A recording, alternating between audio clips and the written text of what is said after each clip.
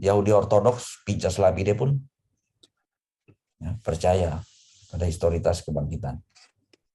Kalau nggak salah Bart Ehrman pun percaya, dia sama posisinya dengan Pincas. Percaya dengan historitas kebangkitan, namun tidak menerima Yesus sebagai Allah. Itu aja. Ya, ada yang bertanya tadi?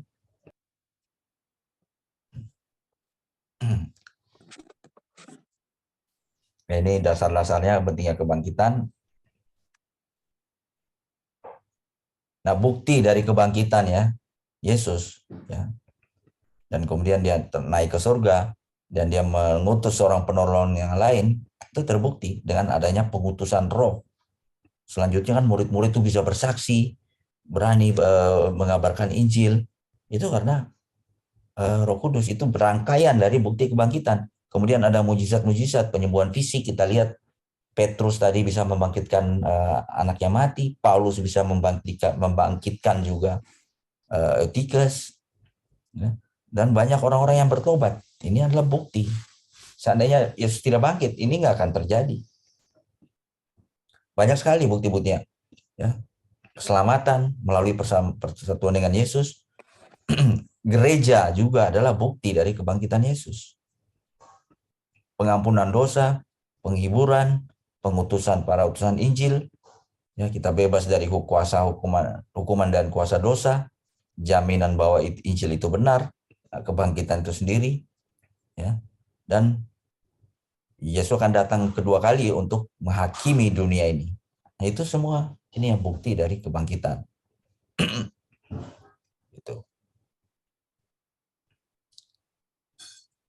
Ya.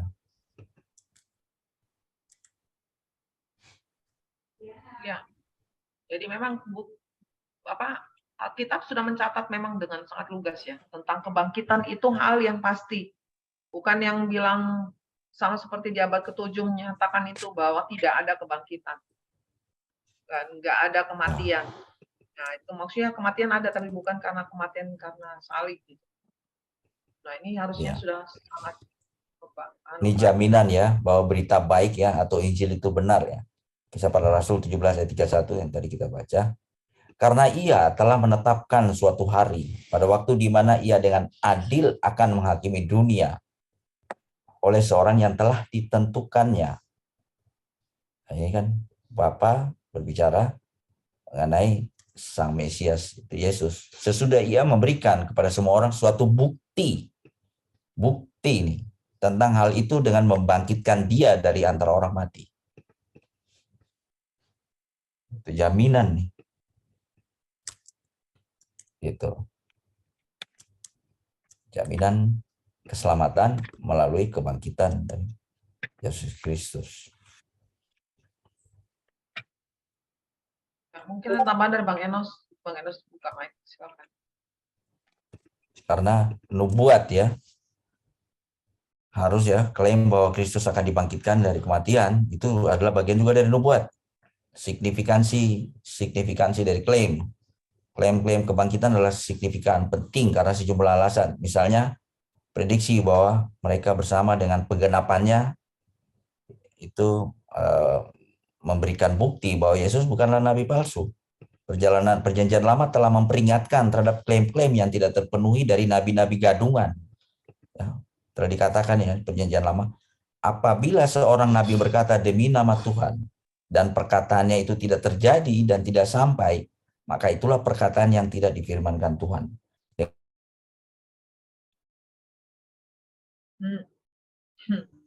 Salam Pak Signa. Salam Bu. Ini Sedikit ya, saya mau jelasin ini sedikit aja ya. Sedikit sebentar Bu ya. Artinya apa? Yesus sendiri telah menubuatkan tentang kematiannya. Dan itu terjadi. Kalau Yesus tidak menubuatkan kematiannya, dan apalagi dia tidak bangkit, itu Yesus bukan nabi. Terbukti merombak bait Allah ini dalam 3 hari, aku akan mendirikannya kembali. Nah, itu terjadi kan? Jadi itu membuktikan karena sesuai dengan ulangan tadi.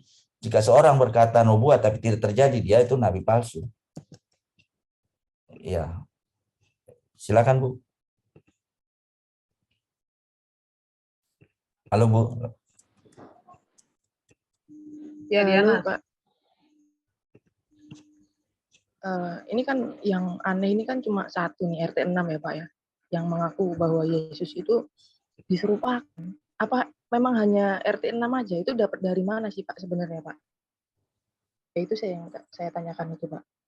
Nah, itu kan agak aneh karena pada tahun itu kan semua ya, bahkan di luar Alkitab ya, saksi-saksi dari sejarawan Romawi, Tacitus, sejarawan Romawi Sotinus, sejarawan Yunani, Talos, sejarawan apa namanya, Syria, Maraber Serapim, dan semua itu kan menyaksikan, dan mereka tidak memiliki kepentingan sama sekali kan, itu ditulis. Tapi kok setelah beratus-ratus tahun kemudian ada yang mengatakan hanya satu ayat ya, tidak ya, itu kan harus dibuktikan. Itu Mungkin sih. yang Pak Singa, mungkin yang ditanya oleh Bu Ines barusan, yang diserupakan itu karena RT 6 ngambil dari kitab Basiledes atau kitab Apokrif. Filipus, Pak. Kitab Oh Bidat. iya, Injil Filipus. Filipus ya Pak. Iya. Itu kan udah jauh banget. Sementara kitab-kitab itu kan, bahkan Talus itu kan menulis soal gempa bumi kegelapan yang terjadi di Yerusalem pada saat penyaliban. Bayangkan, sejarawan Yunani itu. Nah ini ya bukti, kita lihat kan Yesus berapa kali menubuatkan tentang kematian dan kebangkitannya, dan itu terjadi. Ya. Kita lihat di mana ya. Kematian Yesus Kristus.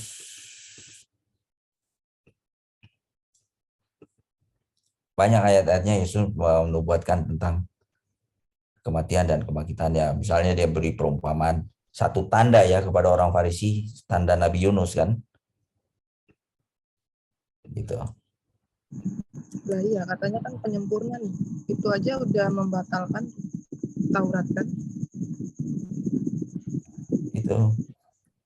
Karena ada banyak sekali nubuat tentang kematian Yesus di Perjanjian Lama. Nanti kita ke situ ya, tapi kita fokus kepada kematiannya ya. Dan kebangkitannya. Ada Pak, dua kalimat dari saya, bisa? Ya silakan Pak. Ya, yang pertama dalam pendahuluan saya katakan tadi, tidak hanya kelahiran, pekerjaan Yesus, kematian, kebangkitannya sudah dinubuatkan dalam Perjanjian Lama. Artinya tidak ada istilah yang kebetulan dan lain sebagainya. Ini yang pertama. Yang kedua, kita lihat apakah memang itu yang disalib itu tidak mati tetapi diserupakan. Saya sering berdebat dengan teman-teman kita, sumber Anda dari mana gitu ya. Kalau Anda pakai sumbernya dari Injil Barabas, Injil Thomas, itu tidak diakui, tidak masuk kanon gitu ya. Artinya jangan diambil sumber-sumber yang lain sehingga bisa menyalahkan, mendiskreditkan itu Alkitab itu gitu ya. Jadi ini perlu kita misalnya kita terangkan itu sumber Anda dari mana gitu ya. Jadi sekali lagi kalau itu diambil dari sumber yang lain, bahwa kita tidak mengakui hal-hal seperti itu. Terima kasih. Ya betul, terima kasih Pak. By the way, ikuti terus, nanti saya sharing lah untuk bab ini ke teman-teman yang ikuti pengajaran ini. Ya, Pak Oke. Singa. Iya. Kemudian Ngasih ini. tambahan sedikit. Oh ya, lanjut. Silakan Pak. Silakan Pak. Enggak, tadi biasanya kalau saya akan tanya balik itu. Kalau akan diserupakan berarti Allahmu jahat banget ya, orang nggak tahu apa-apa diserupain gitu kan, lebih jahat berarti, tidak sesuai rencananya. Dan yang kedua mengenai kebangkitan saya akan tanya balik. Adakah satu orang Muslim yang pernah melihat Allah Subhanahu wa Ta'ala? Mereka akan bingung itu. Karena apa?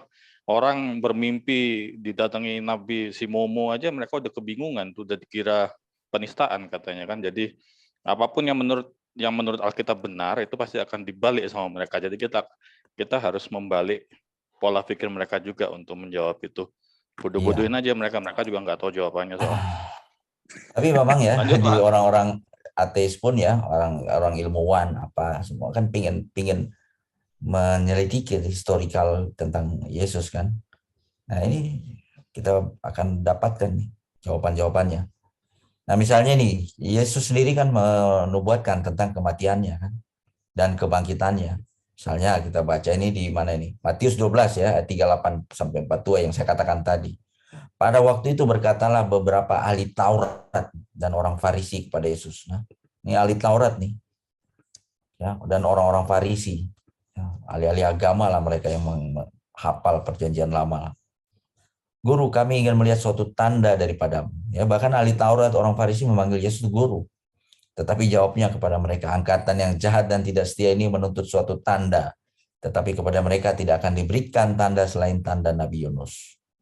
Sebab seperti Yunus tinggal di dalam perut ikan 3 hari 3 malam, demikian juga anak manusia akan tinggal di dalam rahim bumi 3 hari 3 malam. Nah, pada waktu hari penghakiman, orang-orang Niniwe akan bangkit bersama angkatan ini dan menghukumnya juga. Sebab orang-orang Niniwe itu bertobat setelah mendengar pemberitaan Yunus. Dan sesungguhnya yang ada di sini lebih daripada Yunus.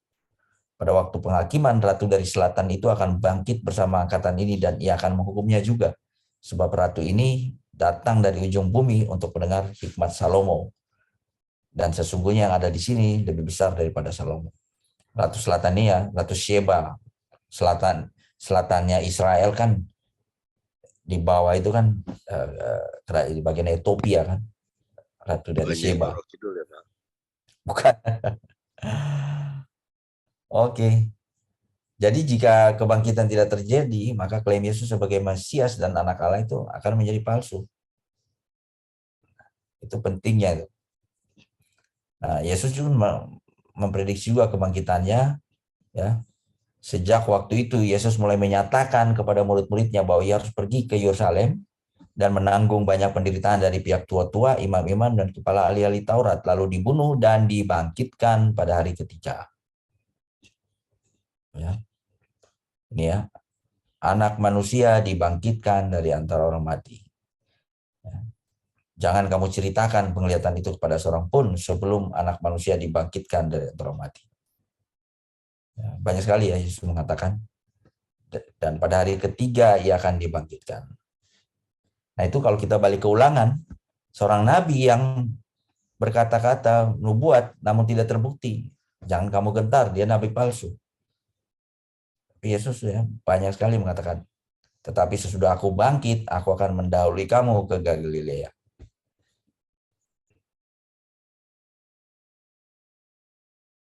Ya, kita lanjut. Ini nubuat-nubuatnya. Ya, ayat-ayatnya. Kita lanjut aja.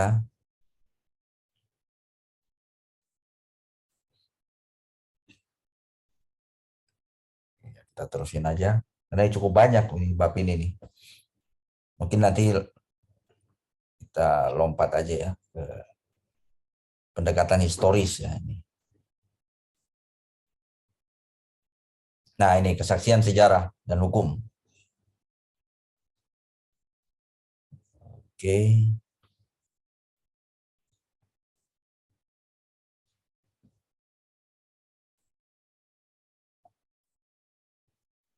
Kita lewati. Ya bahkan ya, pensiunan detektif ya, Departemen Kepolisian Los Angeles, itu dengan keahliannya, dia mencoba mengevaluasi ya kesaksian para saksi mata yang ditulis di Alkitab, apakah sesuai ya dengan ini, apakah itu hasil karangan atau memang benar-benar nyata. Itu semua berkesimpulan ya, nyata, historikal. Kita tahu yang sangat terkenal seorang wartawan kan, siapa namanya tuh? Dia tadinya tidak percaya, seorang ateis, kemudian dia mencari bukti-bukti dan dia melakukan investigasi seperti seorang wartawan, itu akhirnya dia jadi percaya. Namanya siapa ya? Lupa ya.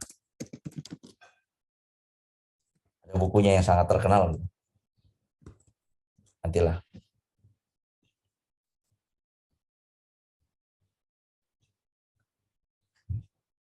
Nah, kemudian juga kesaksian para bapak gereja awal ya.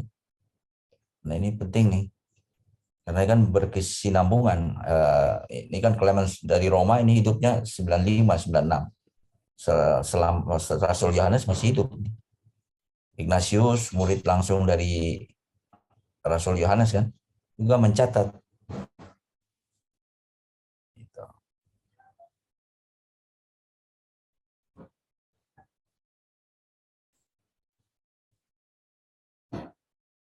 Polikarpus juga murid dari Yohanes, mencatat juga ini. Dibangkitkan Allah dari antara orang mati. Jadi baik Alkitab, bapak-bapak gereja, sejarawan-sejarawan, semua menulis tentang kebangkitan.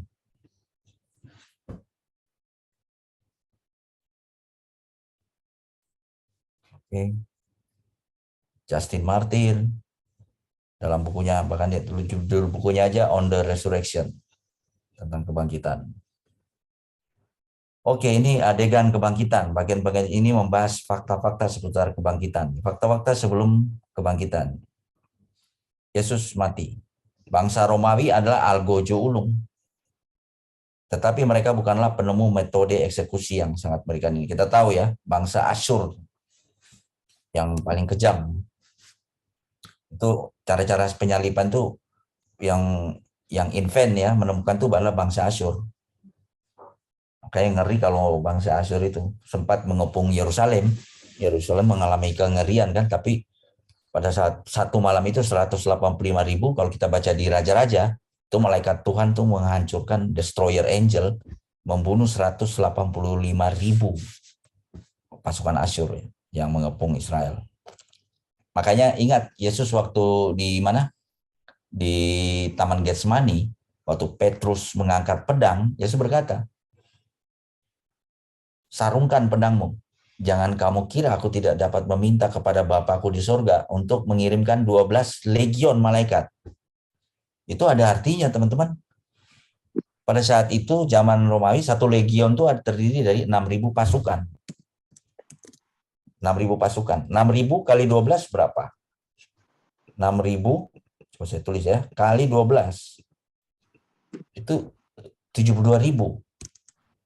Nah, satu malaikat yang di kisah raja-raja itu membunuh 185.000 loh pasukan Asyur. Jadi kali aja itu 72.000 kali 6.000, miliar-miliaran. Artinya bisa kiamat saat itu. Kalau Yesus mau ya. Itu yang dia bilang kepada Petrus, sarungkan pedangmu itu. Apa kau pikir aku tidak bisa meminta kepada Bapakku untuk mendatangkan 12 legion malaikat? Luar biasa. Nah, terus lanjut.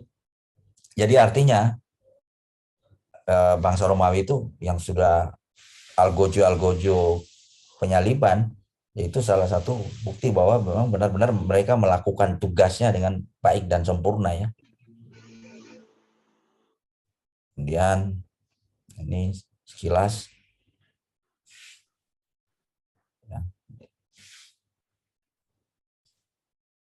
Ini sejarawan ya, Josephus, Tacitus yang tadi kita singgung, mereka yakin tuh penyaliban itu. Penyaliban lebih dari sekedar cara yang menyiksa untuk mati. Jadi bukan ini ya, memang penyiksaan. Bukan hanya kalau mati dipancung kan kelar, tapi memang itu dimaksudkan untuk menyiksa dulu. Jadi luar biasa ya penderitaan Yesus ya. Fakta-fakta yang berhubungan dengan kematian juga dicatat di keempat Injil. Ya. Bahkan dia sekalipun dia udah mati, tentara Romawi masih memastikan lagi dengan menusuk itu kan. Menusuk tombaknya. Ini ada hal yang menarik teman-teman. Saya kasih lihat ya. Mungkin udah pernah dengar belum soal air dan darah yang ditulis oleh Yohanes. Ternyata ada penemuan sainsnya. Luar biasa ya. Kenapa Yohanes menulis itu air dan darah?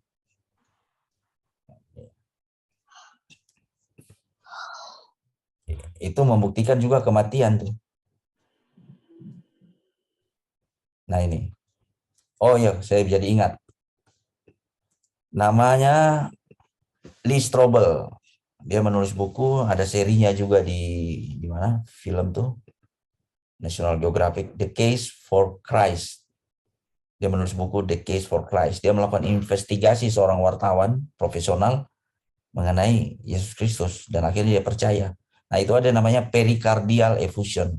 Kan Yohanes menulis mana ya? Ditusuk keluar cairan dan darah kan, itu namanya pericardial effusion. Jadi orang yang mati memang itu akan mengeluarkan semacam plasma dan darah. Nah ini terlihat cairan seperti bening diikuti dengan darah yang banyak. Sebagaimana Yohanes, seorang saksi mata, menggambarkan peristiwa itu dalam Injilnya. Jadi nah kita lihat ya, Yohanes menulis ini. Kelihatannya sederhana, kita nggak tahu apa Yohanes menulis itu, tapi ternyata sesuai dengan kedokteran. Nah ini kita lihat ya. Yohanes 19 ayat 34. Tetapi seorang dari antara prajurit itu menikam lambungnya dengan tombak dan segera mengalir keluar darah dan air. Nah, ini ada maksudnya ternyata. Setelah diselidiki oleh siapa? Si Lee Strobel itu. Ternyata ada darah dan air itu kalau orang ditusuk di dalam jantungnya itu berkumpul darah dan semacam cairan plasma. Di waktu ditusuk keluar tuh. Itu yang sesuai yang ditulis oleh Yohanes. Luar biasa ya. Jadi membuktikan benar-benar dia mati di kayu salib itu. Makam. Kemudian selanjutnya makam ya. Dari yang disediakan oleh Yusuf Arimatea. Mereka juga para ahli itu menyelidiki soal makam dan arkeologi di abad pertama. Ya sesuai seperti yang digambarkan di Alkitab. Gitu. Ya dalam gua, kemudian gua bawah tanah, ada batunya, batu bulat yang besar. Itu kan makamnya seorang ini ya, Yusuf Arimatea, seorang yang bangsawan lah ya. Dia punya makam yang bagus dan itu dia persembahkan kepada Tuhan kita Yesus Kristus. Gitu. Dan makamnya itu dibuat sedemikian rupa sehingga pada saat ditutup gampang, dibuka itu ini susah. Dibuat semacam miring gitu loh kalau kita baca di sini nanti. Jadi orang kalau mau nyuri itu apalagi ada pasukan-pasukan Romawi itu nggak mungkin karena dia dibuat makamnya itu kalau kita bayangkan ya bulatan batunya itu dibuat agak miring sehingga waktu ditutup dia menurun kan gampang turunnya tutup. Tapi kalau dibuka kan dia masih dorong naik ke atas.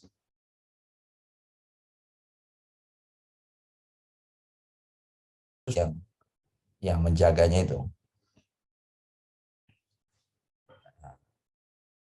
Ini diselidiki oleh para ahli nih dan arkeolog.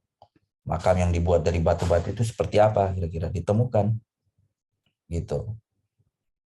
Nah ini kan contoh ini. Jelaslah dari deskripsi kitab-kitab Injil tentang kubur kosong. Bahwa kubur itu adalah jenis kubur akrosolia. Atau kubur bangku dengan batu gulung sebagai pintunya. Gitu. Mungkin ada yang mau bayangkan ini enggak? Seperti apa kuburannya? Atau kita lanjut aja, itu nanti saya punya sih soal arkeologi kuburan Kristus, tapi nanti aja ya. Jadi memang ada tempat untuk mayat ditaruh, ada ya seperti yang digambarkan di ini, di mana? Di situs di Yerusalem itu. Tempat untuk membaringkannya gitu loh.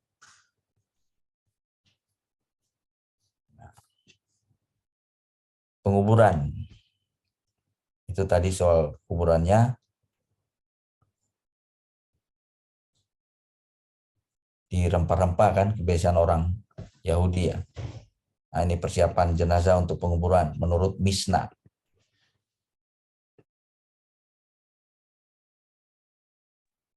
Mereka menyiapkan semua yang diperlukan untuk mayat. Mereka mengurapi, membilasnya ya, dengan syarat mereka tidak menggerakkan anggota tubuh mayat. Ini Jacob Neusner, seorang rabi yang terkenal ya, Mishnah.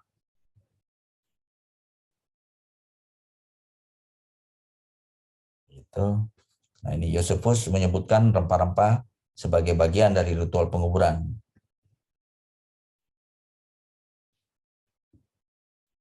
Nah, ini.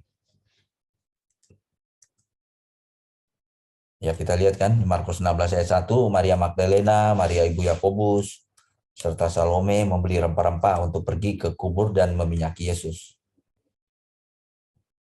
Nah, ini juga ya.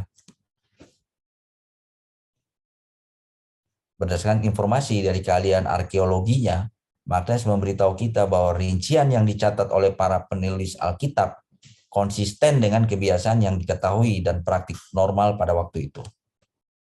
Jadi narasi Alkitab ya memang sesuai dengan praktek-praktek Yahudi pada saat itu. Ya, kuburannya, persiapan penguburannya, bentuk kuburnya, kemudian proses pemakamannya, dirempah-rempah.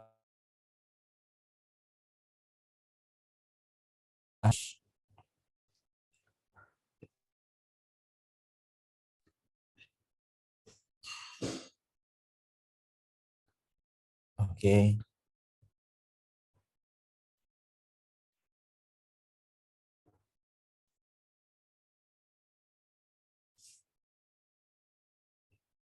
Ini Bart Ehrman ya, mencoba membantah.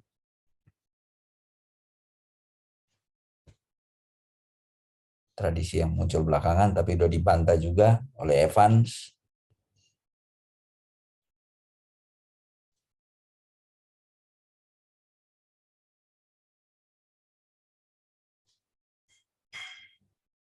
Nanti saya kirim aja buat teman-teman baca. Ada yang mungkin bisa buat presentasi, diringkas. Bagus. Yesus disalibkan, menerima penguburan. Nah, ini ditemukan ya. Arkeologi menemukan sebuah jasad seseorang yang bernama Yehohanan pada tahun 1968. Dan ditemukan tuh paku-paku di kakinya. Bukti paku-paku penyaliban. Gitu. Ini kan paku-paku. Membuktikan memang ada penyaliban yang dengan cara seperti waktu Yesus disalib. Nah, ini kan Yohanan itu ini ya, ada paku ini, tertusuk paku dan seterusnya. Nah, bahkan Yusuf dari Arimatia ini ya seorang anggota Sanhedrin, ya, mahkamah agama Yahudi yang sangat penting, ya, meminta izin untuk menurunkan tubuh Yesus. Jadi nggak sembarangan si siapa Yusuf dari Arimatia itu, dia menjadi seorang yang bertobat ya, dan dia memberikan kuburannya untuk sebagai tempat ya penguburan Yesus.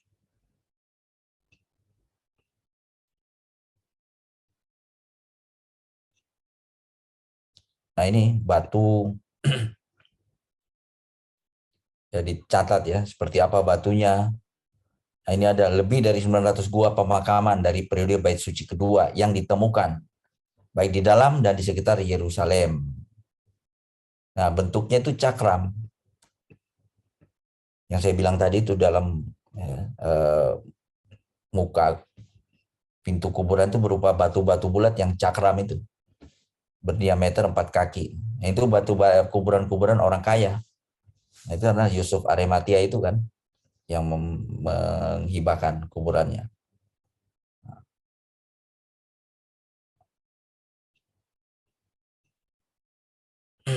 Nah, ini kan pada zaman Yesus batu-batu bulat yang menghalangi sangat jarang dan hanya muncul di makam-makam orang Yahudi yang paling kaya.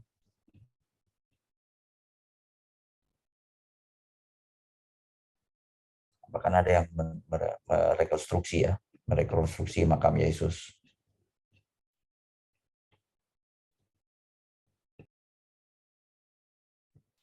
Ya, ini ya, sesuai narasi kan. bahwa batu itu bulat di Matius 28 ayat 1-2. Setelah hari Sabat lewat, menjelang menyisingnya fajar pada hari pertama minggu itu, pergilah Maria Magdalena dan Maria yang lain menengok kubur itu. Maka terjadilah gempa bumi yang hebat sebab seorang malaikat Tuhan turun dari langit dan datang ke batu itu dan menggulingkannya. Lalu duduk di atasnya.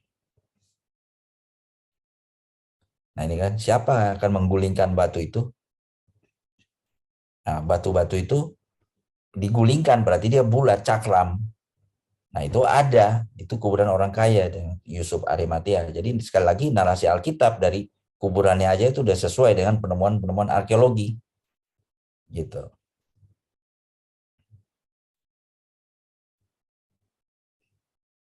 Kemudian berat batu ya itu 200 kg.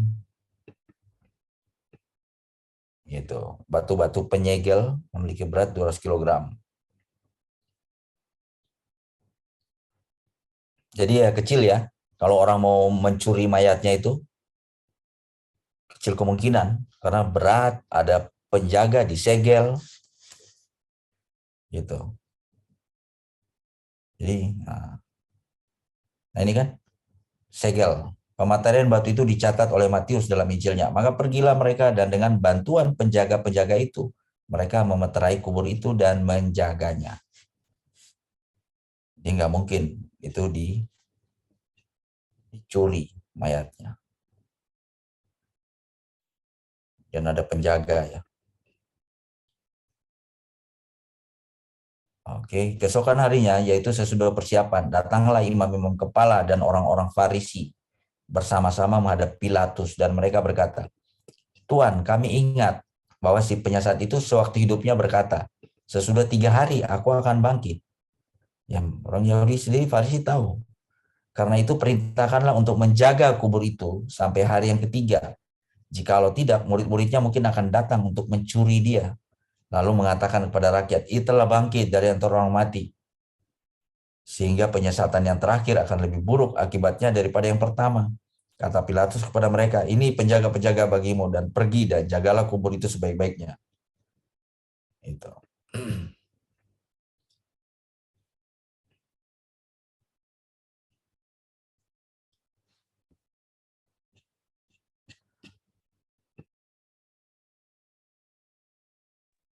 Jadi ini ya penjaganya Romawi ya, dan dia sangat taat dengan perintah Pilatus. Gak mungkin dia ini membangkang, hukumannya mati. Ya, jadi tentara Romawi. Ya silakan, kalau ada yang mau tambahin potong. Ya sekarang ini udah jam 10. Kita tutup dulu dan kemudian free talk ya karena atau kasih kesempatan sampai 10:30 ya. Sampai 10:30 baru kita tutup ya. Iya. Ya, boleh. 30 menit. Silakan. Coba saya lihat atau saya percepat ya. Ya. Mungkin ada yang kita percepat aja. Ya. Atau 1-2 kalimat dari saya, Pak. Silakan Pak, silakan.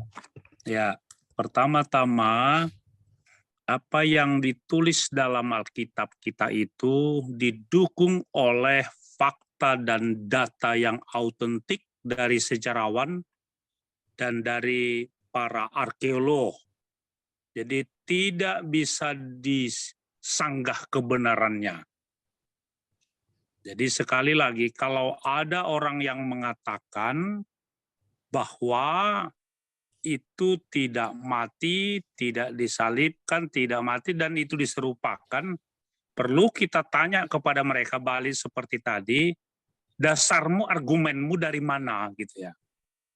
Jadi itu saya pikir bagi kita apologet ya menanyakan kembali, dasarmu dari mana?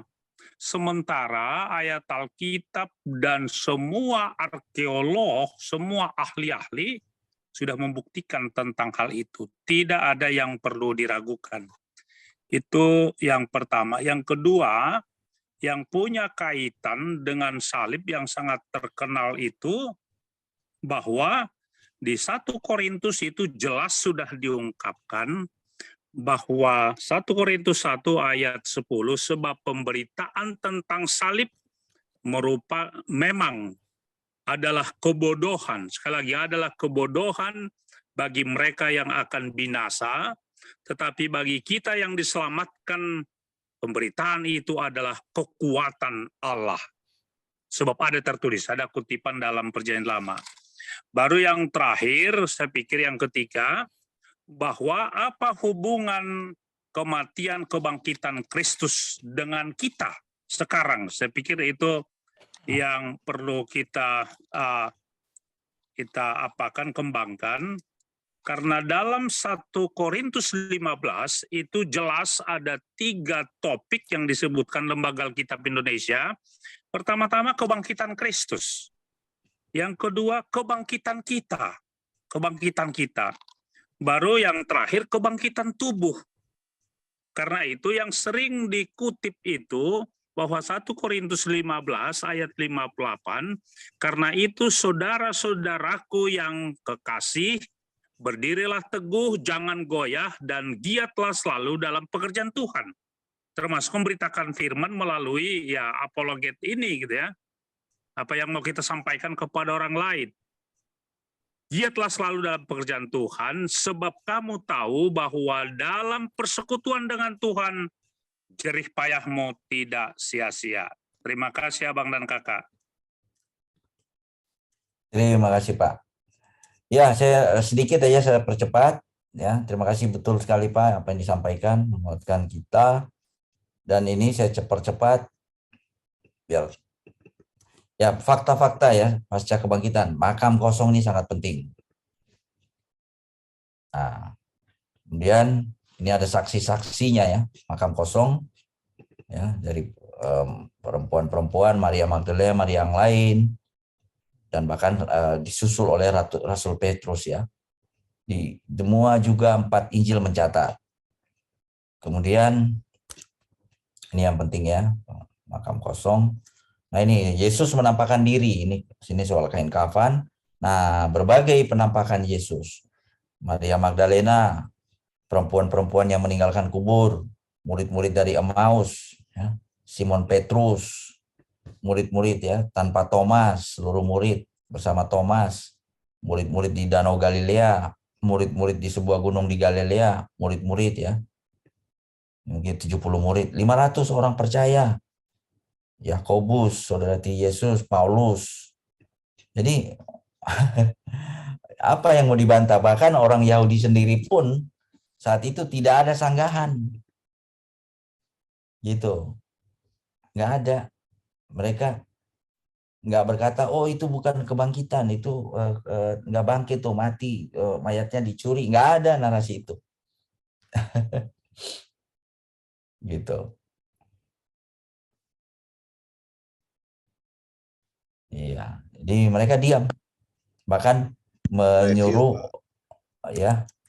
Mereview itu pertanyaan Bu Dewi tadi yang pertama itu, apakah hanya RT 6 yang menolak kematian dan kebangkitan Tuhan Yesus? Mungkin perlu diterangkan juga Pak, ada jalur bantah semua dengan arkeologi, teori pencurian, semua udah dibantah, dibantah oleh bukti dari Alkitab sendiri, dari bukti-bukti arkeologi, dari narasi-narasi para sejarawan-sejarawan kuno, terbantahkan semua. Nggak ada yang bisa ini. Coba kita langsung ke kesimpulannya. Panjang sekali soalnya nih Pak, banyak sekali ininya. Soal kebangkitan nih, kesimpulan. Jadi mau mencoba ini nggak ada yang bisa bantah Pak. Itu historical yang sangat-sangat jelas karena buktinya banyak sekali ya, dan nggak bisa di narasi itu nggak dikarang-karang. Nah, kesimpulan sesungguhnya ia bangkit. Ada aliran bidat juga kan Pak, itu Pak yang tidak mengakui Yesus mati kan ya Pak ya. Makanya Islam mungkin ngambil dari situ Pak. Mungkin nggak? Tadi dari Pak siapa ya? Yang sampaikan itu Basiledes dari itu kali Pak yang bilang diserupakan. Basiledes, dari kitab Basiledes. Basiledes ya. Cuma yang diserupakan Simon dari ini, Simon dari apa kan? namanya Simon. Pertanyaannya satu, kalau diserupakan, misalnya dia mati di kayu salib yang diserupakan, kuburannya di mana? Kan RT 6 nggak bisa jawab itu. Terus yang mati siapa? Kuburannya mana? Lagian sudah kejauhan ya Pak ya, 7 abad Iya. berikutnya kan nggak lucu gitu mereka bisa Bukan, klaim maksudnya hal seperti oke, kita terima jalan pemikiran mereka, diserupakan, yang mati bukan Yesus, orang lain. Lalu mayatnya orang lain itu mana kuburannya? Kan itu pertanyaan. Ya, toh? Terus satu lagi Pak Singa, ini masalah kain kafan ya. Ini kan Ya. ini kan selalu diklaim kalau kita lihat dari Matius 27 ayat 59, ya saya bacakan ya, dan Yusuf pun mengambil mayat itu, mengafaninya dengan kain lenan yang putih. Ini sudah dibuktikan oleh ilmuwan dan uji karbon. Dari Turing itu ya Pak? Betul, memang banyak yang waktu itu disalib. Tapi tipikal Yesus Kristus disalib itu kan di jidatnya itu kan termasuk ditusuk, itu kan ada berapa puluh tusukan gitu loh. Jadi tipikalnya nggak ada. Ini beda sendiri kain kafannya, dan itu sudah dibuktikan oleh uji karbon. Jadi maksud saya begini, kalau ada orang-orang yang menyangkal kematian, kan tadi udah saya bilang yang namanya kelahiran, kematian, kebangkitan itu satu paket, dan masing-masing itu ada ayatnya gitu loh, mulai dari nubuatannya dan sebagainya, dan bukti historisnya pun ada. Kalau ada mereka yang menyangkal itu, kita sebutin di sini yang diterangin oleh Pak Singa Yehuda gitu loh. Kan persoalannya kan mereka memang menyangkal terus, itu loh. Jadi memang niatnya itu memang sudah menyangkal. Oke, dia menerima kelahiran, tapi dia menyangkal kematiannya. Demikian juga menerima kematiannya, tapi dia menyangkal kebangkitannya. Makanya saya selalu bilang ini harus satu paket, dan semuanya itu didukung oleh ayat-ayatnya dan bukti historisnya. Itu loh yang harus kita jelasin ke mereka. Itu aja dari saya Pak Singa. Bro Dev jawab itu betul, katanya ada dari aliran dekotisme dan Manikeanisme.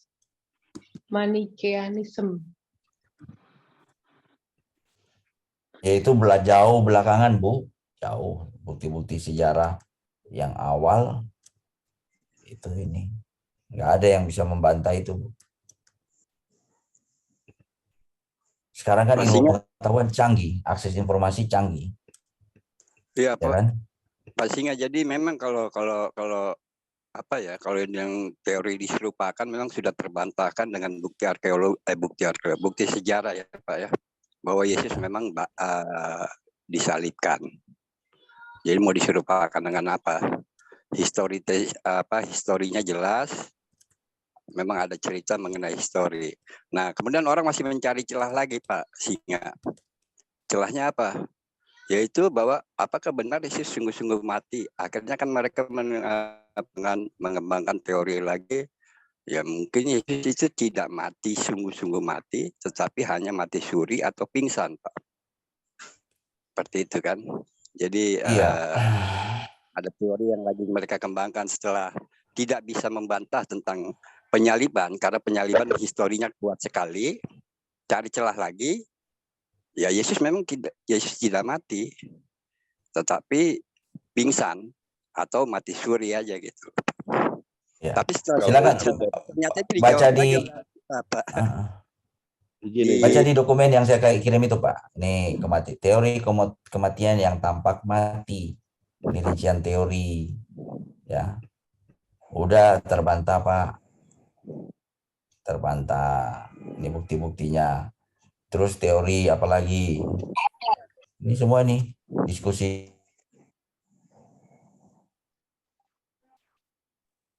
Ya, saya pikir kalau kita berapologet, kita tanya fakta-fakta autentik untuk mendukung mereka punya pandangan gitu ya.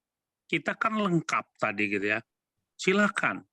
Dari ajaran mana dan tahun berapa, lihat teks dan konteksnya gitu ya. Jangan langsung klaim seperti itu tidak seperti ini. Anda ini dari mana argumenmu? Apakah itu bisa dipertanggungjawabkan?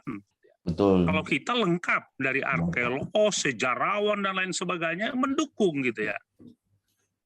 Saya pikir ini yang perlu kita sampaikan kepada mereka, supaya mereka juga, saya pikir, tanda petik, supaya lebih cerdas gitu ya. Tidak hanya copot satu pandangan ini, langsung mereka klaim itulah kebenaran. Tidak seperti itu. Makasih. Iya betul Pak. Harusnya dengan argumen Pak ya, kuat ya. Ya harus kuat Pak. Betul. Landasannya apa gitu ya. Jangan dikutip satu buku, satu apapun, walau kita tidak akui, walaupun zaman itu kan banyak pendapat-pendapat, pandangan-pandangan gitu ya. Kalau ada Yahudi dan sebagainya, Yahudi yang mana? Jangan terus klaim gitu ya. Tidak seperti itu. Dan kita harus diuji kebenaran apa yang dia sampaikan tadi, betul atau tidak. Gitu. Jadi ketika kita tanya balik seperti itu, argumenmu mana gitu ya? Kita apa yang kamu landasanmu? Kami jelas seperti ini gitu ya. Terima kasih. Ya, aku boleh aku tambahin dikit ya, Mbak, mengenai kebangkitannya. Ya, kalau kan tadi kan Pak Singa memaparkan berdasarkan sejarah dan arkeologi ya, mengenai kebangkitan. Dan ya aku cuman pakai satu literasi aja sih.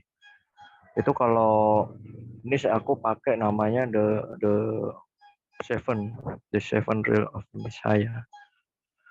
Ini karya dari Dr. Michael Brown. Beliau mengatakan bahwa kalau kita melihat berdasarkan bilangan ya, bilangan 10 ayat yang ke 34,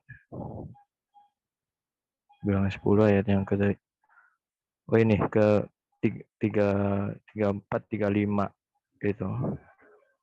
Di sini dikatakan kalau kita lihat di dalam Masoretic text itu kan bangkitlah Hashem gitu kan. Tapi kalau dilihat dari Targum Yohanan, di situ tertulis bangkitlah firman Adonai atau firman Tuhan. Nah, namun tanpa disadari, kalau dilihat di sini kan bangkitlah itu sudah dinyatakan adalah resurrection, gitu kan. Dan juga itu didukung kalau kita lihat di dalam Yesaya 60 ayat yang pertama. Di sini katakan bangkitlah, menjadi teranglah, sebab terangmu datang dan kemuliaan Tuhan terbit atasmu. Dan juga terakhir itu di Mazmur 72 ayat yang 17. Nah, dari kitab Taurat Musa yaitu bilangan 10 ayat 35 dan Yesaya 60 ayat pertama serta Mazmur 72 ayat 17. Itu kalau dilihat dari berdasarkan tafsiran dari rabbinik yaitu Piskas Rabbi Nathan. Di sini menyatakan kalau beliau merujuk kepada bilangan 10 ayat yang ke-35 mengatakan bahwa ini adalah Mesias. Di mana Mesias itu yang dipilih itu antara Mesias dan Harun.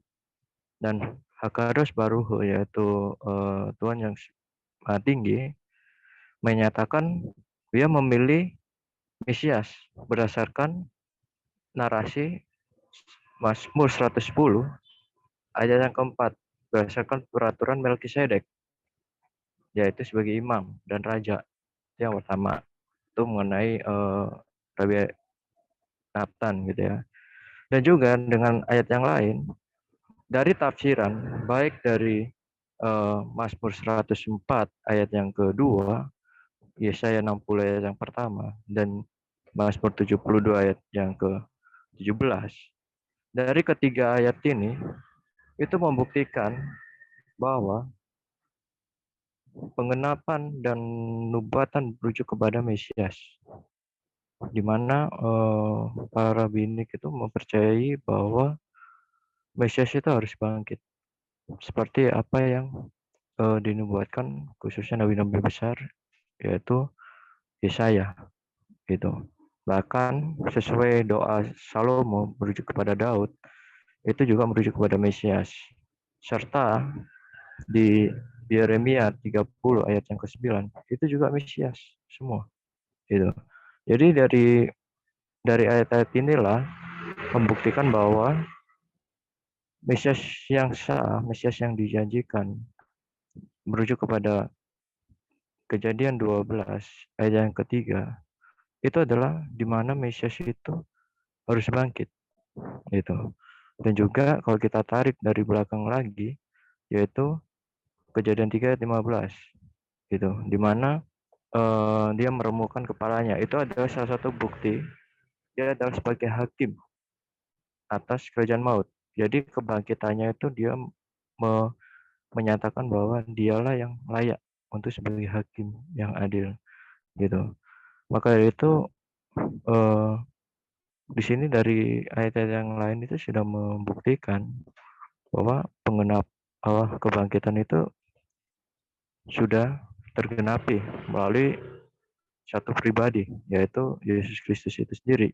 Makanya kalau kita baca di dalam Mazmur 49 ayat yang ke-10, di sini katakan kubur kosong supaya ia tetap hidup untuk seterusnya dan tidak melihat lubang kubur. Itu. Jadi ini ayat-ayat buatan mesianik tentang kebangkitan. Makanya scholars Judaism Rabbinic yaitu ultra orthodox yaitu Piscus Lapide mempercayai bahwa kebangkitan Yesus itu sudah dinarasikan dan sesuai apa yang berdasarkan pandangan dari para rabi kuno dan juga tergenapi berdasarkan apa yang tertulis di dalam kitab-kitab para nabi. Makanya Josephus Flavianus di dalam Jewish War Antiquenes menyatakan bahwa Yesus bangkit pada hari ketiga dan dia telah mengenapi apa yang telah dinubuatkan oleh para nabi selama ribuan tahun yang lalu gitu. Jadi ini sudah membuktikan dan jelas bahwa kebangkitan Yesus itu bukan omong kosong, bahkan itu sudah berdasarkan kitab suci, berdasarkan rabi kuno, dan juga berdasarkan sejarawan gitu. Jadi tidak bisa dipelak lagi. Makanya kalau ada Injil yang lain menyatakan Yesus diserupakan, Yesus tidak bangkit, itu adalah penyangkalan dari bidat-bidat di abad belakangan. Contoh seperti Docetisme, terus bidat Cerinthus, Marcion juga.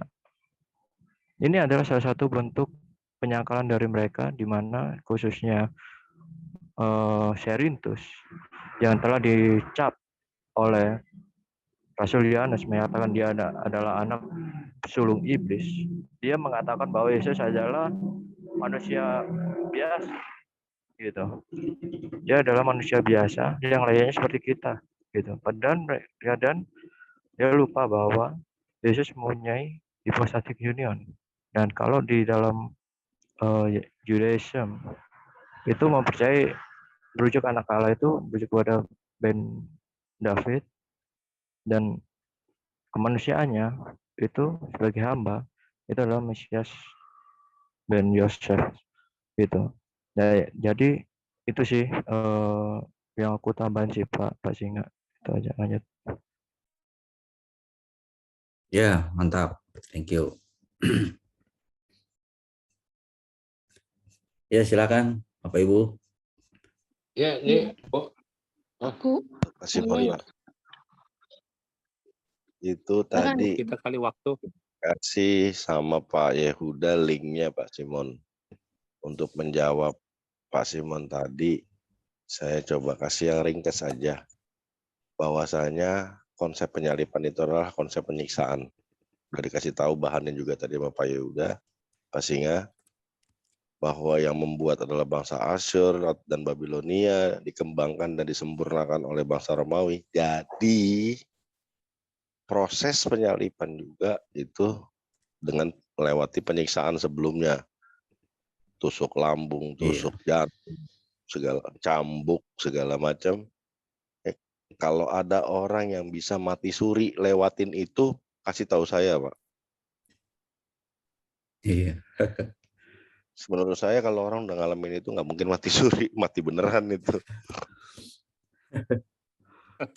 Kalau sampai hari ini saya ngikutin tren aja.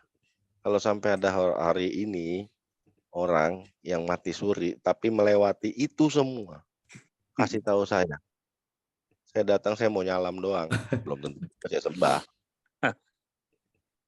Itu Pak. Thank you. Kalau masih ada, Pak ya. Ya, kalau aku mau nambahin sewaktu Yesus menyampaikan dia ingin mati ya. Dia akan mati tentang kesengsaraannya. Kan di situ kan di Matius 16 ya ayat 23. 22. Petrus kan langsung bilang waktu Yesus bilang di ayat 21-nya bahwa dia akan menderita, dibunuh, dan bangkit pada hari ketiga. Lalu Petrus menarik Yesus ke samping dan menegur dia katanya, mudah-mudahan Allah menjauhkan hal ini Tuhan. Jangan sampai hal itu terjadi pada Tuhan. Nah, di situ Tuhan sudah jelas langsung menjawab. Tuhan menoleh lalu berkata kepada Petrus, pergi dari sini, penggoda. Engkau menghalang-halangi aku. Pikiranmu itu pikiran manusia, bukan pikiran Allah. Dan Yesus berkata kepada pengikut-pengikutnya. Ya gitu. Jadi Yesus sudah langsung diusir itu pikiran dari iblis. Jadi bukan dari Allah. Jadi kalau itu mah nggak aneh kita. Mereka itu memang merefleksikan bukan pikiran Tuhan, pikiran iblis. Ya, jadi 3 kali pemberitaan tentang ya kesengsaraan, kematian dan kebangkitan Yesus. Yesus sudah terus terang katakan seperti itu gitu ya. Jadi tidak ada alasan sebenarnya murid-muridnya juga mungkin karena mereka lupa apa yang dikatakan Yesus itu. Ya. Jadi itu juga refleksi bagi kita ya jangan lupa apa yang sudah disampaikan oleh Tuhan kita. Iya, makasih. Iya, kalau di perjanjian terjemahan baru malah lebih keras ya Tuhan Yesus bilang malahan enyahlah iblis. Ya. Tuhan Yesus ngomongnya gitu. Betul. Nah, jadi bisa manusia itu dipakai iblis menjadi alatnya. Jadi saya sering katakan dalam sejarah gereja ketika orang bisa ya menghalang-halangi pertumbuhan perkembangan gereja bisa sama seperti Petrus dipakai iblis setan sebagai alatnya gitu ya. Tapi kita lihat dalam sejarah gereja semakin dibabat semakin merambat gitu ya. Karena kuasa Tuhan ada di dalamnya. Terima kasih. Saya tambahin sedikit aja ya sebelum diakhiri, Pak Singa. Boleh ya? Ini kan... Ya silakan Pak, silakan. Ini kan dari RT 6 selalu mengklaim kalau Yesus itu tidak mati disalibkan. Mungkin ayatnya bisa saya sebut ya. Itu ada di Anisa 157, saya bacain ya. Dan karena ucapan mereka, sesungguhnya kami telah membunuh Al-Masih, Isa putra Maryam, Rasul Allah. Padahal mereka tidak membunuhnya dan tidak pula menyalibnya. Tetapi yang mereka bunuh ialah orang yang diserupakan dengan Isa bagi mereka. Sebenarnya jawabannya simpel. Kita jawab dari ayat mereka sendiri. Jawabannya ada di Ali Imran 55. Ketika Allah berfirman, hai Isa, sesungguhnya aku akan menyampaikan kamu kepada akhir ajalmu dan mengangkat kamu kepadaku serta memberikan kamu dari orang-orang yang kafir dan menjadikan orang-orang yang mengikuti kamu di atas orang-orang yang kafir hingga hari kiamat. Nah, di sini dia menuduh ya Isa tidak mati disalibkan, sedangkan di Ali Imran akhir ajalmu. Ini maksudnya apa? Jadi dia bertanya itu balikin lagi ke ayatnya dia. Gitu. Ali Imran berapa Pak? Di Ali Imran 55. Di situ justru disebut Isa Al-Masih sampai akhir ajal. Berarti kan ada proses kematian. Gitu. Ya. Jadi kita nggak usah capek-capek ngejawab mereka. Orang dia juga bingung sama kitabnya kok. Ini jawab aja pakai kitab ini gitu loh. Jadi kita nggak usah menyentuh ke Alkitab kita percuma. Artinya gini loh, kalau saya punya prinsip ya, jangan memberikan mutiara kepada babi, itu aja. Makasih. Tegesin Pak, beda Ya. Yesus sama Isa. Itu beda, jelas beda. Saya bilang. Loh, Di bukan awal udah justru dia mengklaim, dia justru pengen itu menyamakan Isa Al-Masih itu dengan Yesus, gitu loh. Kan dari kemarin kan saya udah ngejelasin juga ya, kalau apa namanya ada beberapa orang, ya hanya 2 atau 3 orang yang mereka nggak ada masalah dituduh antikris, tapi sebagian besar mereka nggak mau dituduh antikris. Artinya mereka tuh bingung gitu loh. Saya lebih suka orang yang mau dituduh antikris gitu, daripada mereka ini yang munafik, yang mulutnya besar, yang katanya berdebat besar, ya, tapi nggak mau disebut antikris, padahal perilakunya antikris, kan itu. Jadi kita nggak usah capek-capek Pak ngejawab mereka, cukup jawab dari kitab mereka juga. Itu aja dari saya.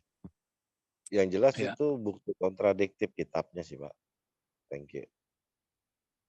Baru kita saya pikir berharap dan sampaikan kepada mereka, lihat teks dan konteksnya gitu ya. Jadi ada kritik teks, tidak begitu aja copot ini langsung begitu. Saya pikir untuk berteologi ya lebih luas juga harus begitu. Tidak hanya kutip ayat ini lalu tarik kesimpulan.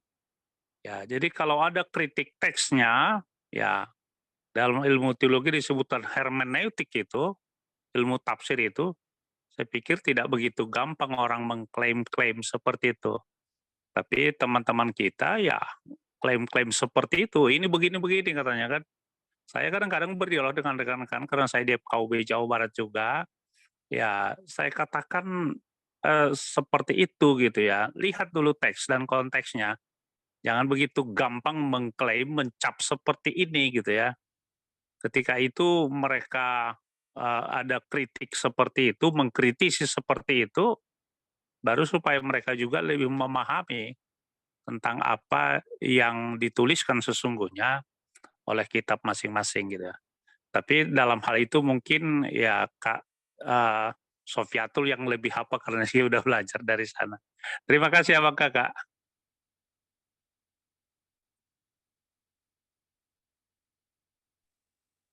Ayo lanjut Pak, atau ditutup atau gimana karena waktu? Ya, Kak Julia. gimana Bu Julia? Itu ada banyak yang Masih ada yang mau ngomong, tutup Pak dulu Ari. enggak, Pak? Pak Ari, silakan. Tutup dulu enggak apa-apa. Tutup dulu enggak apa-apa. Nanti Kita lanjut. tutup dulu ya. Silakan, Ya, silakan Pak Ari bisa tolong doa buat kita. Pak Ari, Oke, siap. Oke. Mari kita sama menghadap Tuhan, sama-sama menghadap Tuhan. Kita mengucap syukur atas kebaikannya. Kita diberi kesempatan berdiskusi. Dan mari kita satu hati untuk mengucap syukur kepada Tuhan atas kemurahan hatinya. Dalam nama Bapa dan Putra dan Roh Kudus Allah Esa. Amin. Kemuliaan kepada Bapa dan Putra dan Roh Kudus sekarang dan selamanya dan dari segala abad hingga segala abad. Amin. Segala kemuliaan, segala puji syukur hanya bagi Allah yang Maha Besar, yang berkata di kerajaan surga, yang menciptakan langit dan bumi. Engkau Allah yang Maha Perkasa, Allah yang Maha Mulia. Kami ucap syukur atas kebaikan-Mu. Engkau berikan kami kesehatan umur panjang sehingga kami bisa berkumpul di tempat ini dalam Zoom ini dengan suasana sukacita untuk kami saling menguatkan satu sama lain, saling berbagi, saling mengasihi satu sama lain. Terima kasih karena keberadaan kami ini semua adalah karena anugerah-Mu. Tambah-tambahkan kepada kami selalu hikmat, kebijaksanaan, pengetahuan, pengertian, kecerdasan, dan juga Engkau tambahkan kepada kami kerendahan hati agar pengetahuan yang kami miliki tidak menjadikan kami tinggi hati, kami menjadikan kami semakin rendah, merasa semakin bodoh, bahwa kami perlu belajar semakin banyak lagi. Karena kami tidak mampu tanpa Engkau. Sebab semua yang kami miliki adalah dari-Mu, dan semua yang ada pada kami semuanya berasal daripada-Mu. Dan pimpin kami untuk selalu menjadi terang dimanapun juga kami berada, agar orang melihat kami melihat Kristus. Dan malam ini kami serahkan keberadaan kami dalam istirahat kami sepanjang malam ini, dan kami pasrahkan hidup kami kepada-Mu. Ya Tuhan, semua dosa yang telah kami perbuat terhadap Engkau pada hari ini, baik dalam perbuatan, perkataan, pikiran, atau panca indera kami, hapuskan dan ampunilah kami demi nama-Mu yang kudus, sebab Engkau baik dan pengasih umat manusia. Ya Allah, berilah kami malam tenang dan damai dan tidur yang bebas dari segala ketegangan. Kirimlah malaikat pembawa damai untuk melindungi kami dari yang jahat, pencobaan atau serangan musuh lewat anugerah dan kasih dari Putra-Mu yang tunggal, Tuhan kami Allah dan Juru Selamat Yesus Kristus. Bersama Dia dan Roh Kudus yang memberi kehidupan sama seperti Engkau layak menerima kemuliaan, hormat, dan kuasa selama-lamanya. Ampuni segala kekurangan dan kelemahan kami, ampuni segala dosa pelanggaran kami, sengaja maupun tak sengaja, yang kami sadari maupun tidak kami sadari. Tambah-tambahkan kepada kami semuanya di tempat ini, umur panjang dan kesehatan, vitalitas tubuh yang prima agar kami tidak mengalami drop baik fisik, mental maupun spiritual kami. Dan akhirnya kami tutup doa kami ini dengan ucapan syukur seperti doa yang Engkau ajarkan. Bapa kami yang di surga, dikuduskanlah nama-Mu, datanglah kerajaan-Mu, jadilah kehendak-Mu di bumi seperti di surga. Berikanlah kami pada hari ini makanan kami secukupnya, dan ampunilah kami akan kesalahan kami, seperti kami juga mengampuni orang yang bersalah kepada kami. Karena Engkau yang punya kerajaan dan kuasa, dan jangan membawa kami ke dalam pencobaan, tetapi lepaskanlah kami dari yang jahat, karena Engkau yang punya kerajaan dan kuasa dan kemuliaan sampai selama-lamanya. Amin. Dan nama Bapa dan Putra dan Roh Kudus, Allah yang Esa. Amin. Terima kasih, Pak. Bapak Ibu. Lanjut ya, terima kasih buat teman-teman semua. Lanjut saja, saya masih kasih live ya, masih terus live, silakan lanjut. Oke, ini maaf saya ini ya menyambung ya yang tadi mau saya sampaikan. Ini kita sebetulnya belajar ilmu akademisi kita itu lebih di atas angin lah dibanding mereka. Tapi kalau kita mempergunakan untuk menjawab mereka dengan akademisi kita gitu, seolah-olah ilmu kita itu apa ya, kayak anak kuliah berhadapan dengan anak TK gitu loh. Percuma gitu. Benar, Jadi, Pak. sayang. Percuma, Pak. Sia-sia, Pak. Sia-sia. Iya, Makanya sia-sia. Pak. saya sangat senang dengan pernyataan maaf siapa Bapak Coki tadi ya. Balas saja dengan ayat mereka. Gitu. Karena ketika saya berhadapan dengan mereka tuh hampir nggak pernah saya buka Alkitab saya, nggak pernah saya ngutip Alkitab saya. Karena kitab saya itu lebih berharga dari kitab manapun juga. Ini bagi saya. Jadi saya nggak mau banding-bandingkan dengan mereka itu. Dan Betul sekali, Pak. ketika kita mau ngajak mereka diskusi secara akademis, pikiran mereka nggak nyampe gitu loh. Jadi mau dipakai maaf ya, pakai ilmu akademisi kita mau hermeneutika atau apa dan sebagainya itu mereka nggak bakal nyampe pikiran. Jadi kita baiknya tuh memperbanyak literasi tentang ayat-ayat mereka dan hadis-hadis mereka untuk kita pelajari kan. Nah, jadi sebetulnya tuh di antara tulisan-tulisan yang di dalamnya tuh banyak juga yang kontroversi. Jadi ketika kita menjawab pertanyaan mereka itu bisa dijawab dengan ayat yang di kitab lain, yang di surat lain di kitab mereka juga gitu. Seperti yang disampaikan Pak Coki tadi ya.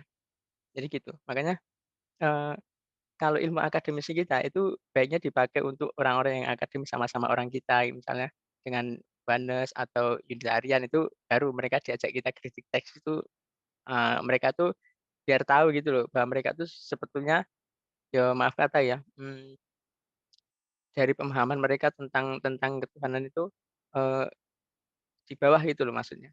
Karena mereka belum nyampe pemikiran tentang Trinitas. Bagi saya tuh mereka mungkin dalam dalam tingkatan ilmu Aristoteles itu masih dalam tahap fisik masih ya. Matesis belum nyampe. Paling banter matesis yang metafisik belum nyampe. Karena mereka menjelaskan angka itu bentuknya seperti apa nggak tahu juga. Karena yang mereka tahu kan segala sesuatu bersifat fisik kan yang Kristen-Kristen yang di luar Trinitas itu. Mereka nggak bisa memahami Allah kita yang satu adalah tiga adalah satu, mereka nggak paham.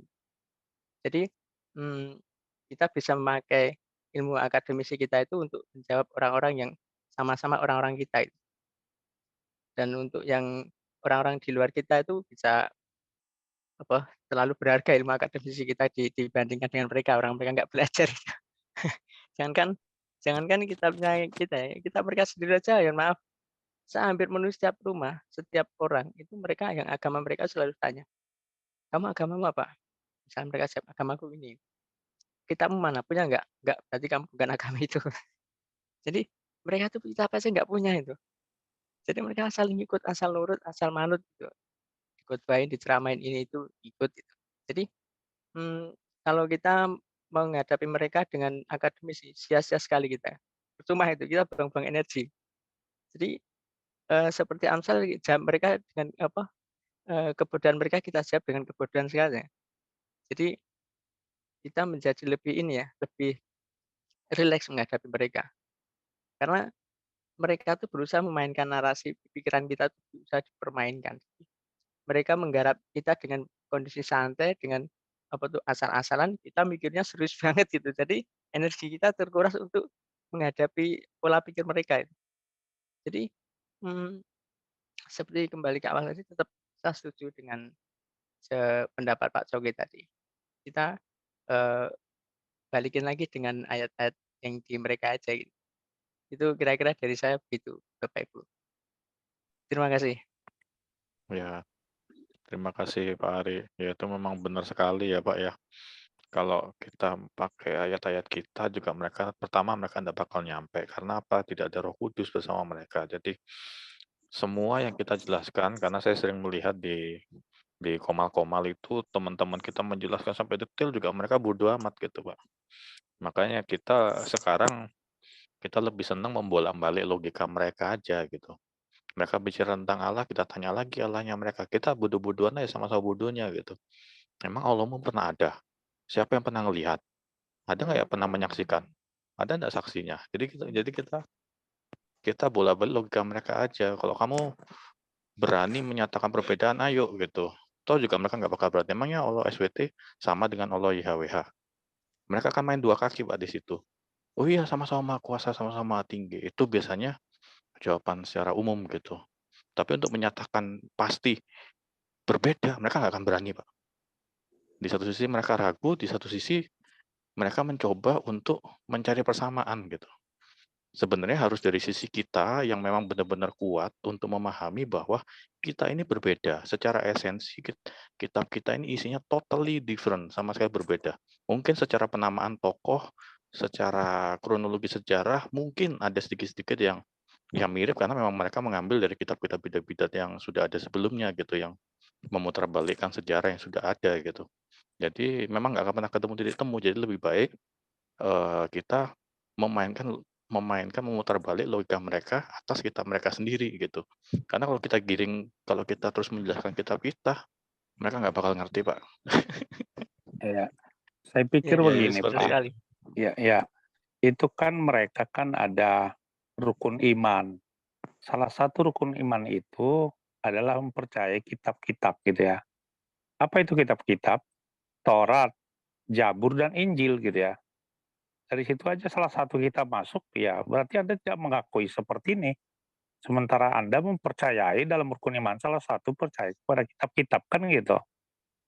Ya, jadi betul seperti tadi, dari alur cara pandang mereka, kita arahkan mereka juga gitu ya. Ya, makasih. Betul Pak. Karena gini ya, saya melihat itu ketika sebetulnya dari mereka kan kitab-kitab kan diakui juga Injil, Zabur, terus Amsal kan ada. Tapi masalahnya mereka kitabnya sendiri aja nggak punya, terus mau orang-orang kitab kita itu kadang parah juga itu. Makanya Kayak gini Pak. saya paling Kalau seneng itu kalau paling seneng itu saya nanggapi mereka kalau mereka nanya kita gini. Orang Kristen kenapa sih Allahnya 3? Tiganya 3 gimana? Sekarang buka kitab kamu. Kalau mengatakan kami, itu kaminya ada berapa? Kami bisa 10, bisa 100, bisa 1.000.000. Nah sekarang lebih banyak mana? Udah lebih membingungkan lagi mereka nanti, ya kan? Kan di kitab mereka kan ketika yang bingung kita Pak, kami, kan? bahwa Iya. kitab sucinya belum dipelajari, dipahami, apalagi diimani gitu ya. Tapi sudah bisa berkomentar gitu ya. Apalagi itu persoalan kitab di situ, suci juga Pak. belum dia pahami, imani, apalagi kitab suci orang lain kan. Jadi hanya copot ayat sini, copot ayat sana, langsung itu dibeberkan kemana-mana gitu ya. Tapi dia lupa, tidak tahu bagaimana teks dan konteksnya gitu ya. Pokoknya ini pokoknya, kalau udah begitu nggak bisa berdebat, nggak bisa berdialog kalau gitu. Nggak bisa dialog Pak, nggak bisa ketemu gitu. Makanya kan kalau saya selalu nanya, kalau kamu mengimani Taurat dan Injil yang mana yang kamu imani? Mana buktinya bukunya yang kamu miliki sekarang tentang kitab Taurat dan Injil? Kamu bilang Alkitab salah. Kamu Ya, bilang itu Bible yang aja ada di kita kita harapkan salah. gitu. Nah, iya, makanya saya selalu membolak-balik pikiran mereka, Pak. Karena kalau kita kasih detail juga mereka nggak akan mengerti dan nggak mau mengerti. Karena apa? Nggak ngerti, Pak. Mereka sudah mendeklar bahwa kitab mereka itu bukan kitab sejarah. Jadi mereka tidak akan peduli dengan pembahasan kita mengenai arkeologi dan lain-lain. Jadi mereka entah mereka pura-pura bodoh atau mereka disetel seperti itu, kita juga nggak tahu. Tetapi yang pasti, kalau saya selalu bolak-balik logikanya mereka gitu. Saya nanya balik gitu. Daripada saya yang ditanya, ya saya nyerang balik gitu. Lebih baik begitu. Memang terkadang-kadang untuk orang-orang yang, tapi kalau beberapa orang seperti si Madya, si Tristan, dia yang memang detail pemahamannya ya. Tapi mereka lebih bisa diajak berdialog daripada memang muslim yang abangan, yang mereka cuma ngotot seperti apa yang ada di pikirannya mereka begitu. Iya, pokoknya begini, pokoknya gitu. Pokoknya begitu. Karena apa? Mereka itu intinya mereka mengimani kitabnya, walaupun itu bohong, walaupun enggak, pokoknya imani aja isinya. Jadi mereka tuh prinsipnya begitu, Pak. Iya. Jadi memang ini memang sedikit tricky sih memang untuk menjelaskan kepada mereka. Ada orang-orang yang mau menerima dan ada orang-orang yang lebih banyak orang yang mereka sebenarnya masa bodoh aja dengan kitab kita. Selain mereka persoalannya mereka serang itu cuma tentang kenapa sih menuhankan manusia gitu, kenapa sih Tuhannya 3 itu aja pokoknya mereka selalu tanyakan di mana-mana gitu. Bosen juga kadang ngejawab dan ngejelasin hal itu kepada mereka, Pak. Kalau salah satu yang saya sampaikan sama mereka secara kronologis, kitabmu tahun berapa? Alkitab tahun berapa gitu ya? Jadi Itu dari juga situ aja gitu ya. Jadi kalau kau mau katakan itu Alkitab kami palsu, aduh argumenmu gimana gitu ya. Ya, bagaimana saya dalam sederhana saya katakan seperti ini. Biar mereka pahami, saudara pahami, saya seperti ini. Kalau ada misalnya pertanahan gitu ya, ada sertifikat yang pertama, ada sertifikat yang berikutnya, yang mana lebih asli? Saya bilang kan, dari situ silakan mereka berpikir untuk itu gitu ya. Kenapa Anda klaim kalau pertanahan itu ini tanahku gitu ya, sementara Anda baru belakangan, lagi selisihnya ada 600 tahun kan gitu. Jadi kalau seperti itu baru supaya lebih berpikir lebih apa teman-teman kita. Jadi kalau saya di mereka susah berdialog ke situ katanya, biarin aja gitu. Ya, makasih Pak. Ya coba teman-teman yang lain yang sudah Tadi aku lihat Pak Simon Dole tadi dia buka mic deh. Silakan Pak Simon. Pak Simon ini rajin soalnya. Pak Simon dulu, Pak In Your Name, wah ini juga sering ini sama-sama saya keliling di komal-komal di TikTok ini. Silakan berbagi pengalamannya dong. Iya, kalau aku sih cuma mau mengajak teman-teman bahwa memang mereka itu nomor satu, waktu itu aku udah pernah ngomong juga sih. Mereka tuh sebenarnya sudah ditanamkan bahwa mereka itu sempurna. Hanya bayangan doang, hanya ditanamkan doang, tapi kenyataannya itu kan tidak gitu. Padahal sebenarnya tuh kita harus menyampaikan kepada mereka sebenarnya, karena mereka kan merasa mereka tuh sempurna gitu loh, tapi mereka nggak tahu sempurnanya tuh di mana apa gitu kan. Padahal sebenarnya kita harus memberitahu ke mereka bahwa 99,99 kalau aku bilang itu berbeda dari Alkitab. Jadi yang kamu bilang isi di kitabnya mereka itu hanya 0,00% 1% itu kesamaan. Kesamaannya itu misalnya hanya peristiwa, judulnya, terus nama tokoh. Nama tokoh pun banyak yang tidak sama kan. Jadi ada Zulkarnain dan sebagainya. Jadi tuh mesti dikasih tahu dulu gitu. Jadi kamu jangan merasa bahwa kamu tuh tahu Kristen gitu. Jadi supaya kita tuh agak mudah. Jadi kita kalau kadang-kadang kalau mau ngomong sama mereka tuh nggak tahu dari kehabisan kata-kata ya. Mau ngawalin dari mana kayak ngomong sama tembok. Karena mereka tuh udah pasang tembok seolah-olah mereka tahu gitu loh. Padahal mereka sama sekali nggak tahu. Itu yang mungkin kita mesti memberitahu dulu sama mereka. Misalnya mau mulai debat gitu, kamu udah pernah baca Alkitab belum? Kamu udah pernah baca Quran kamu belum? Jadi kita bisa kegambar ini yang kita hadapi itu apa gitu. Karena mereka sebenarnya hanya merasa doang gitu loh. Mereka sebenarnya nggak tahu apa-apa gitu loh. Dan kenyataannya tuh memang sudah diajarkan bahwa mereka tuh tahu, mereka tuh sempurna, yang terbaik, yang ter gitu. Padahal itu hanya klaim gitu. Gitu. Jadi yang mesti kita bagi ke mereka mungkin ya bahwa mereka itu sama sekali berbeda gitu. Kita berbagi sama mereka, berbagi apa? Pengetahuan gitu loh. Jadi apa yang mereka bayangkan tentang kekristenan itu tidak seperti yang ada digambarkan di dalam kitab mereka gitu loh. Jadi mungkin nama tokohnya sama, tapi nggak semua sama. Dan judul peristiwa juga ada sama, tapi itu hanya beberapa doang dari peristiwa di Alkitab loh. Jadi Musa istilahnya membebaskan bangsa Israel itu hanya ke sebagian kecil dari cerita Alkitab itu kan banyak sekali ya Alkitab gitu. Jadi benar-benar di dalam bayangan mereka itu kita harus kasih tahu gitu. Bayangan kamu itu hanya miss-nya itu 99,9%. Itu yang membuat susah. Ya begitu. Ya kalau saya sih ini aja, Pak. Udahlah, dari sekarang misalnya apologet ini harusnya membuat satu istilahnya disclaimer bahwa Yesus bukan Isa, Isa bukan Yesus, gitu loh. Dan Tuhan Allah kita ini tidak sama dengan Allah SWT. Dengan disclaimer seperti itu aja mereka udah bingung sebetulnya. Jadi kalau dengan disclaimer itu berarti kan sudah terbatas. Jadi satu, efeknya adalah kita tidak akan mengikuti cara pandang mereka. Sebaliknya dengan kita udah disclaimer seperti itu, mereka harus ikut cara pandang kita. Nah yang sering terjadi adalah kita mencampur adukan. Yesus adalah Isa, Isa adalah Yesus. Dan kita coba menerangkan bahwa Isa adalah Yesus, itu salah. Malah kita akan terjebak kepada, ya itulah, yang nggak ada henti-hentinya perdebatannya. Tapi kalau kita udah tarik garis tegas, Yesus bukan Isa, Isa bukan Yesus, nah penjelasannya akan lebih masuk ke situ. Saya pikir itu sih. Lanjut.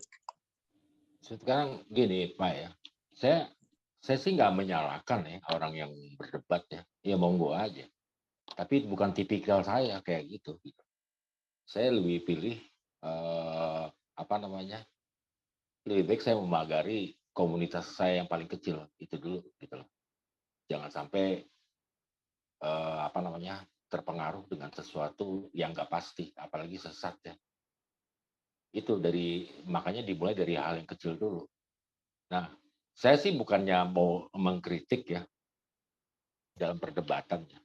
Sekarang kita lihat aja fenomenanya yang terjadi. Ada nggak sejarahnya mereka membuka room atau membuka koma ya dengan judul Kristen bertanya, Al-Quran menjawab. Pernah nggak begitu? Kan nggak pernah. Ya kan? Karena di awal juga kan memang Tuhan kita berbeda, kitabnya pun berbeda, nabinya pun berbeda, apa-apa ceritanya pun berbeda, semuanya berbeda. Jadi apa yang harus diperdebatkan gitu loh. Makanya saya lebih setuju komal-komal yang hanya ngebahas Alkitab menjawab. Gitu loh. Jadi kalau ada seseorang yang masuk setelah itu kita kasih jawaban, terus dia ambil asumsi sendiri, langsung turunkan aja. Kita nggak butuh mereka kok sebenarnya. Nah, tapi kan kebanyakan teman-teman di sini, ini sorry nggak semuanya. Ini kan karena pengen pengen eksis kali ya. Saya nggak ngerti ya. Kalau yang saya tahu bukan di sini Pak Coki, di luar. Di sini belum ada. Teman-teman yang di luar, bukan di sini. Bukan di sini. Teman-teman di luar. Itu teman-teman di sini. Enggak, bukan. Sorry, saya koreksi. Teman-teman bukan yang di sini ya. Saya percaya teman di sini tuh pasti setuju dengan statement saya. Teman-teman di luar, itu kebanyakan mereka yang nggak ngerti ya, mau cari viewer, cari duit. Saya sih tidak menyalahkan yang seperti itu, tapi kita lihat lagi tujuannya apa sih? Kalau tujuannya debat itu hanya untuk entertain, ya kan? Ya monggo wae, silakan. Artinya misi awal kita yaitu penginjilan itu nggak bisa sepenuhnya terlaksana dengan baik gitu, ya kan? Jadi wasting time, buang waktu. Yang ada temperatur panas ini segala macam, ya kan? Ini kan begitu logikanya. Jadi motif ada sebagian, nggak semuanya ya teman-teman di luar. Motifnya tuh mau cari tenang, mau cari hebat. Ya kan kalau kita lihat tipikal mereka, kayak Zoom ini saya sebutin aja nih. Kalau live terserah, ini fakta model Zoom. Yang dibahas Alkitab terus. Mana pernah mau dia menyentuh ininya. Karena kan memang kita udah sepakat, kita tidak